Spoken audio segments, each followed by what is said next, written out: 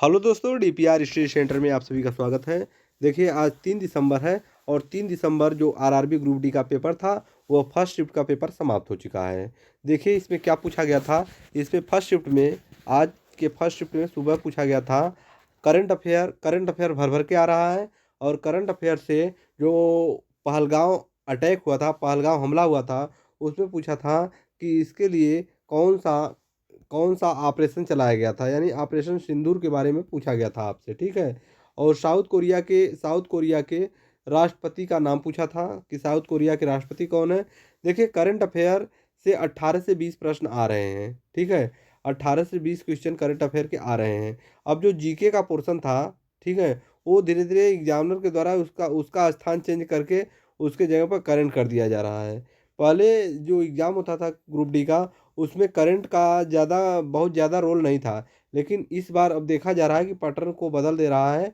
इसमें current affair का ज़्यादा भूमिका है और जो जीके है ये कम पूछा जा रहा है। फिजिक्स से क्वेश्चन, हिस्ट्री और जियोग्राफी से प्रश्न नहीं देखने को मिल रहे हैं। उसके स्थान पर करंट के ज़्यादा प्रश्न मिल रहे हैं। देखिए, करंट अफेयर से 18 से 20 क्वेश्चन आया हुआ था, जिसमें कि जिसमें इंटरनेशनल लेवल के करंट ज़्यादा पूछे जा रहे हैं। ठीक है। और आपको बता दें कि करंट अफेयर 2025 का करंट अफेयर आपको देख के जाना है।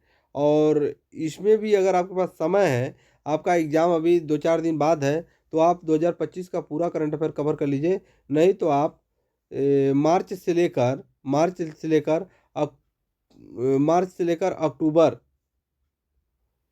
अक्टूबर तक के करंट अफेयर को कंप्लीट रखिए। यानी 6-7 महीने का करंट आप बिल्कुल कंप्लीट रखिए। बाकी 2025 का करंट पर पूछा जा रहा है। अगर एक आध क्वेश्चन इधर उधर हो जाता है, 24 में आ जाता है, तो उससे कोई फर्क नहीं है। लेकिन 2025 का करंट अफेयर आप क्लियर रखिए। ठीक है। आगे देखिए। और हिस्ट्री से प्रश्न नहीं पूछा जा रहा है, जियोग्राफी से भी प्रश्न नहीं आ रहा है, अर्थशास्त्र से भी, यानी इन सब पोर्शन से प्रश्न नहीं कर रहा है एग्जामिनर। देखिए, मैथ से प्रश्न पूछा जा रहा है। मैथ में क्या है कि प्रश्न बहुत ज़्यादा कठिन नहीं आ रहे, नॉर्मल क्वेश्चन आ रहे हैं। और 3 से 4 प्रश्न जो है कैलकुलेटिव पूछा जा रहा है। तो आपको इन 3-4 प्रश्नों में पूरी तरीके से उलझ नहीं जाना है। अगर बनते हैं तो बनाइए, नहीं बनते हैं तो छोड़ के आगे बढ़िए। ठीक है। बाद में अगर समय बचता है तो देखा जाएगा, नहीं बचता है तो कोई बात नहीं है। और रीजनिंग का देखिए, रीजनिंग में जो प्रश्न बन रहे हैं ये नॉर्मल प्रश्न है, बहुत कठिन प्रश्न नहीं पूछा जा रहा है। और बाकी समय तो रीजनिंग लेता ही है। ठीक है। और साइंस से देखिए, साइंस से फिजिक्स, केमिस्ट्री और बायो का क्या हाल है।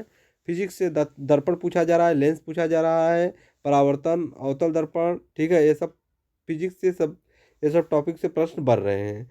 और देखिए, यहाँ पर जो डीएनए पूछा गया था और जनन से क्वेश्चन बन रहा है बायो में। और इथेनॉल एल्डिहाइड का सूत्र पूछा गया था। ठीक है।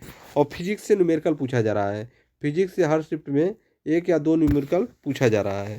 तो फिजिक्स को आपको कंप्लीट करके रखना है। जो छोटे छोटे फार्मूले हैं, बहुत बड़ा न्यूमेरिकल नहीं पूछेगा। छोटे छोटे जो फार्मूले हैं, बल का, शक्ति का, ठीक है, दाब का, और इन्हीं सब प्रश्नों पर 1 या 2 न्यूमेरिकल पूछ लेगा। तो यहाँ से प्रश्न बन रहे हैं। बाकी आप लोग जो है कि करंट अफेयर 6 महीने का करके जाइए और 2025 का। अब आपका सिलेक्शन जो है, करंट अफेयर जीके जीएस अगर आप पढ़े हैं तो आपका सिलेक्शन पूरा डिपेंड कर रहा है करंट अफेयर पर। करंट अफेयर कितना अच्छा आप कर पा रहे हैं और कितने अच्छे से करंट अफेयर पढ़े हैं, ये निर्भर करता है सिलेक्शन के लिए। और पहले क्या था, ग्रुप डी में करंट अफेयर इतना मायने नहीं रखता था।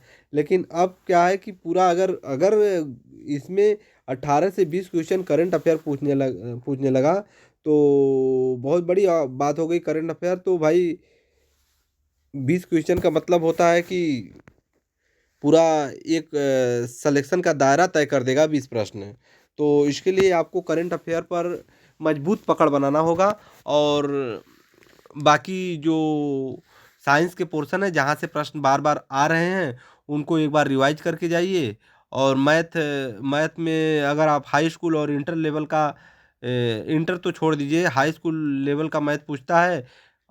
अगर सामान्य मैथ आप पढ़े हैं, मैथ और रीजनिंग, तो कोई समस्या नहीं होगा। हाई स्कूल लेवल में अगर हाई स्कूल में आप मैथ पढ़े हैं तो मैथ रीजनिंग आप कर ले जाएंगे। ठीक है। और बात बस फंसती है करंट का, तो करंट आप पढ़ते रहिए। बाकी आराम से सब हो जाएगा। ठीक है, तो फिर मिलते हैं नेक्स्ट वीडियो में, तब तक के लिए धन्यवाद।